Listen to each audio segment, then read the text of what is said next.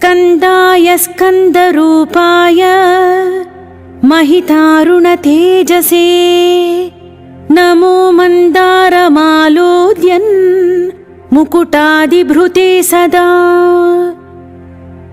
शिवशिष्याय पुत्राय शिवस्य शिवदायिने शिवप्रियाय शिवयोरानन्दनिधये नमः गाङ्गेयाय नमस्तुभ्यं कार्तिकेयाय धीमते उमापुत्राय महते शरकाननशायिने